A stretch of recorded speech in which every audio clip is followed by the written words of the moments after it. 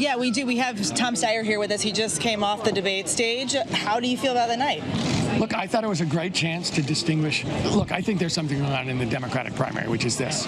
We're coming down to the place where the press wants to believe that we're either going to be pushing for a socialist or somebody who's been a traditional Republican, and that we're taking a real risk here, that we're going to that in doing so we could split the party and re-elect Donald Trump.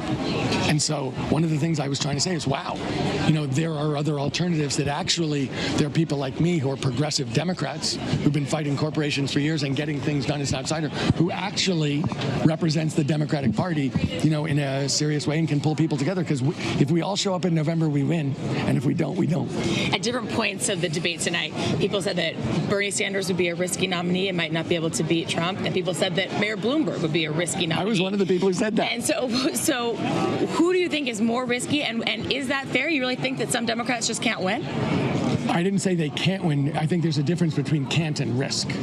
I think that the real question here is we need a big turnout across the board, and we need to pull together the whole Democratic Party. And that means, across racial, geographic, and also philosophical lines. And it's very clear that if we take somebody who believes in democratic socialism, that is something just like someone with a Republican background, where there are people in the party who are going to have to be convinced to go along with that. We're heading into South Carolina. You didn't have a great showing in Nevada. You've spent a lot of money and a lot of time here in South Carolina. How do you think you have to do in order to keep your campaign viable? Look, I think right now I'm in third place in South Carolina. That's what all the polls say. And I'm trying to get out there and see as many people and move up to first place. That's my goal. And if you don't beat expectations here, are you going to reconsider your campaign? What's your Super Tuesday strategy look like? Look, I think I'm going to go into Super Tuesday with a lot of momentum from South Carolina, and that's my strategy. But what if you don't do well in South Carolina? Do you say we're done? One of the things I've always thought is you never answer conditional questions that you don't believe in. What do you do if tomorrow there's a bomb dropped on, New York City? I don't know. That is not what I expect to happen tomorrow. I don't expect a bomb in New York City. I expect to do well in South Carolina. So what has been key to your strategy here? Why do you feel so confident about your prospects in South Carolina? Because I think this is 65% African-American Democratic Party here. I'm trying to talk directly to African-Americans and Latinos. I'm the person who's talking about reparations. I'm the person who's talking directly about the issues here and is not shying away from race. I think other people are trying to follow me into that, but that's what I've been doing from the beginning. Joe Biden brought up the issue of privatized prisons and went after you on that tonight. That's something that I think a lot of South Carolinians will take pretty personally. A lot of them really against the idea of privatizing prisons. You owned a business that did that.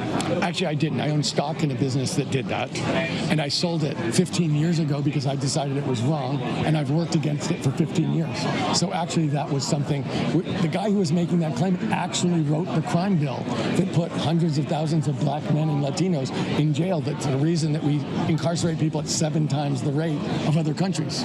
So actually, I did make a mistake. I corrected it, and I've worked on it for a decade. Not only working to get rid of private prisons in my home state, but also working to get rid of the kind of harsh sentencing that Joe Biden has been for.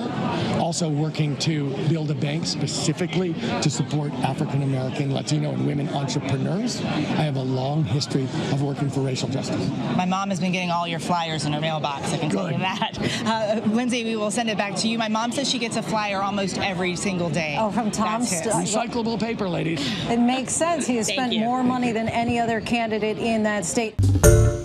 Hi, everyone. George Stephanopoulos here. Thanks for checking out the ABC News YouTube channel. If you'd like to get more videos, show highlights, and watch live event coverage, click on the right over here to subscribe to our channel. And don't forget to download the ABC News app for breaking news alerts. Thanks for watching.